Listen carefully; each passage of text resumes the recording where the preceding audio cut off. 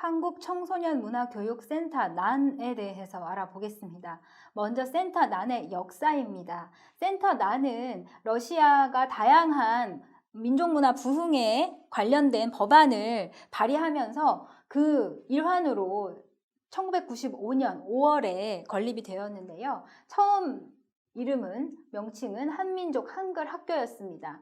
러시아 한인 9명이 잃어버린 조상의 문화를 되살리자라는 목적으로 한글을 배우기 시작을 한 게 그 시작이었고요. 5년 후인 2000년에 151번 공립학교 교감 선생님인 이 나탈리아가 대표로 부임을 하게 됩니다.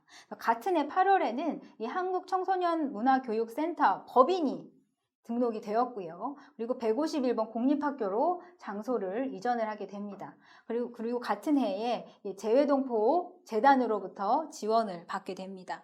그러나 이 한글을 배우던 러시아 한인들이 한글만 배운 걸로는 뭔가 부족하다.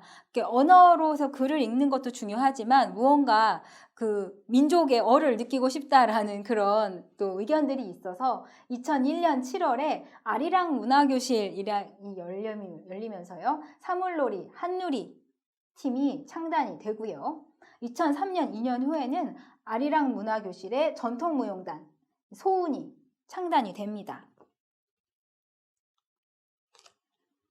그런데 이 나탈리아 선생님이 이제 은퇴를 하시고 151번 학교를 더 이상 쓸 수 없게 되어서 그 2008년부터는 정말 떠돌이 생활을 하게 되는 것이 이 센터 난의 숙명이 되었습니다. 2008년에 민족의 집으로 이전을 하게 되었고요. 2009년에 시내에 있는 센터로 비싼 임대료를 내고 있었는데요. 임대료가 너무 많이 올라서 이제 또 다른 곳으로 현재는 이동을 한 상태입니다. 당시에 유니만 센터장님이 부임을 하셔서 이 나탈리아 선생님에서 2대 센터장님이 계시고 지금은 3대 센터장님이 아셀 카자노바가 3대 센터장을 맡고 있습니다. 2011년도에는 재외국민의 교육 지원 등에 관한 법률에 의해서 대한민국에서요 재외교육단체로 등록이 된 상태입니다. 센터 난의 현황입니다. 2021년 센터 난의 한국어 반에는 약 50여 명의 러시아인들이 한국어를 공부를 하고 있고요. 전통예술 반에는 약 30여 명, 사물놀이, 전통춤, 한지공예, 그리고 최근에는 매듭공예도 배우고 있다고 합니다. 그러나 2015년 이후에 이 센터 난에 새로운 변화가 있었는데요. 기존에는 한국어반이나 전통예술반에 러시아 한인이나 러시아인들이 한국 문화를 배우기 위해서 이 센터 난을 방문을 했는데 2007년 이후에 영사관도 생기고 또 현대자동차 공장도 생기면서 주재원 가족들이 이 지역에 많이 생기면서 이 주재원 가족들의 러시아어 및 러시아 문화교육, 이 주재원 가족들은 러시아어를 전혀 모르니까 생활에 당장 어려움이 있었죠. 그리고 이 주재원 가족들의 아이들이 한 번도 한국 문화를 접해본 적이 없는 거예요. 그래서 한국 아이들의 전통예술 교육도 이 센터 난이 맡고 있는데 그러니까 이 아이들은 한국 아이들임에도 러시아인들에게 한국 전통예술을 배우고 있는 또 재미있는 현상도 일어나기 시작을 했습니다. 이외에도 현대자동차 직원들, 현지 직원들이겠죠. 러시아인들이 이제 한국어를 이제 알면 또 한국 직원들과 소통하기 편하기 때문에 현대자동차로 파견이 되어서 한국어 교육을 하고 있다고 합니다.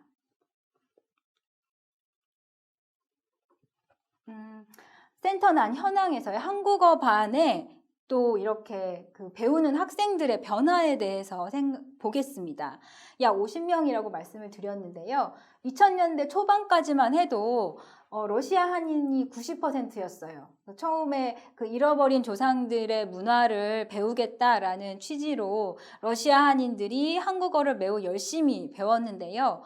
2000년대 중반 이후부터 경제적인 이유, 현대자동차에 취직이 가능한 그런 이유로 러시아인들이 점점 증가하고 있는 상황입니다. 그래서 2009년 이후에는 또 한류도 있고요. 그러면서 러시아인들이 90%를 차지하는 전복되어 있는 상황이 뒤바뀐 상황이 됐고요. 러시아 한인들은 오히려 이제 한국어에는 별로 관심이 없고 러시아인들이 한국어에 열광하는, 특히 20대의 젊은 러시아 여성들 사이에서 한국어가 매우 인기가 많다고 합니다.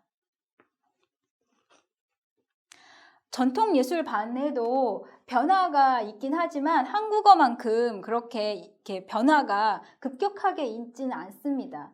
2008년까지 고려 사람들, 러시아 한인들이 99%를 차지했다면 2009년 비슷한 시기부터 러시아인들, 한국 문화에 관심 있는 러시아인들이 점점 증가하고 있는 추세는 한국어반과 비슷합니다.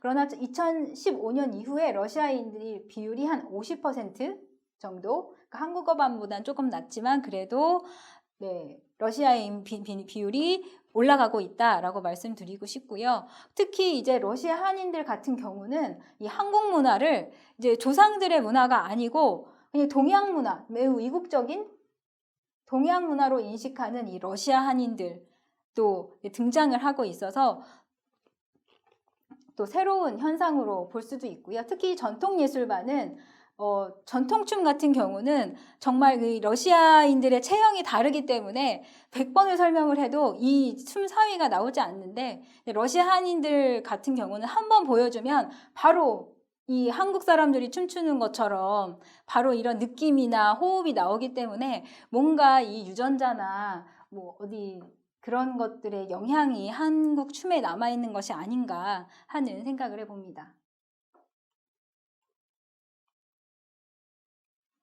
국악 앙상블 한누리에 대해서 알아보겠습니다. 한누리는 2001년도에 창단이 되었는데요. 처음에는 사물놀이만 했기 때문에 사물놀이팀 한누리였지만 지금 사물놀이뿐만 아니라 가야금 연주도 하고 있고 대금 연주도 하고 있기 때문에 국악 앙상블로 불리고 있습니다.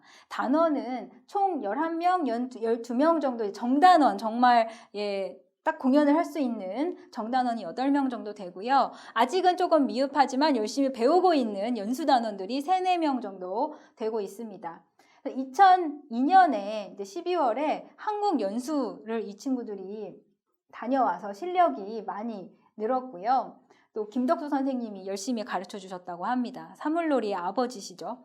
그래서 2003년도에 이 세계 사물놀이 겨루기 한마당에 나가서 2위에 입상하는 쾌거를 올리게 됩니다. 그리고 2004년도에는 풍물구패 살판이 러시아 방문 교육을 하여서 러시아로 직접 방문을 하여서 교육도 하고 합동 공연도 하고 있는데요. 지금 이 오른쪽에 보시는 사진이 당시에 그 살판이 방문을 해서 러시아 공원에서 야외에서 공연을 하는 모습입니다. 그리고 바로 8월에 김덕수 사물놀이에서 또 러시아에 방문 교육을 다녀가기도 했습니다.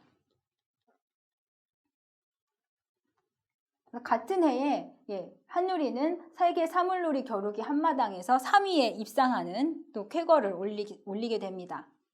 이렇게 한누리는 전통무용단 소음과 함께 매해 정기공연과 대한민국 총영사관 그리고 상트페테르부르크 시에서 개최하는 주요 문화 행사에서 한국을 대표하는 문화단체로 참여를 하고 있고요. 2019년부터는 러시아 전역에서 사물놀이를 배우고 있는 친구들이 또 모여서 연수를 함께 진행을 하고 있습니다.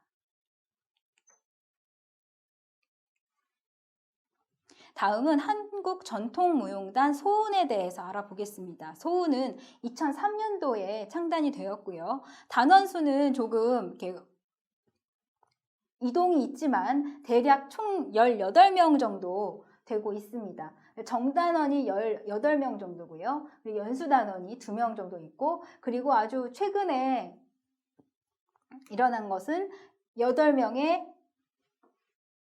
우리 어르신들, 실버 어르신들이 아름이라는 무용단을 창단한 것입니다. 2003년도 6월에 이제 한국에서 유학을 온 천연영이라는 분이 이제 8명의 고려인을 데리고 무용단을 만들기 시작을 했는데요. 이제 그 다음 해에 우리춤연구회 정중희 선생님께 이제 한국에 와서 또 춤을 배웠고요. 2006년부터는 제가 유학을 가서 양미나 제가 이 친구들을 맡아서 가르쳤습니다. 2007년 5월에 한국문화축제에 이 모스크바에서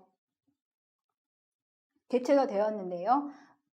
소음무용단이 이동한유 신칼 대신무로 참가를 해서 1등을 하는 또 쾌거를 올리기도 했습니다. 왼쪽 사진 보시면 부채춤을 추고 있는 모습이고요. 제가 2009년도쯤에 이제 아이들, 한국 남학생들, 그리고 러시아 한인, 그리고 러시아인, 그리고 꼭두각시 공연을 한, 이때도 그 부모님들이 우리 아이 러시아 한인인데 한국 춤 배우고 싶다고 해서 제가 또 이렇게 그룹을 짜서 꼭두각시 공연을 한 적이 있고요. 제가 한국에 돌아간 이후에 이제 이 실버 어르신들이 한국 춤 배우고 싶다고 해서 어르신들이 모여서 아르미라는 무용단을 해서 이렇게 사진을 찍은 모습입니다. 2008년도에는 남자 무용수들이 3명이 있었습니다. 근데 그 이후로는 또 없는데요.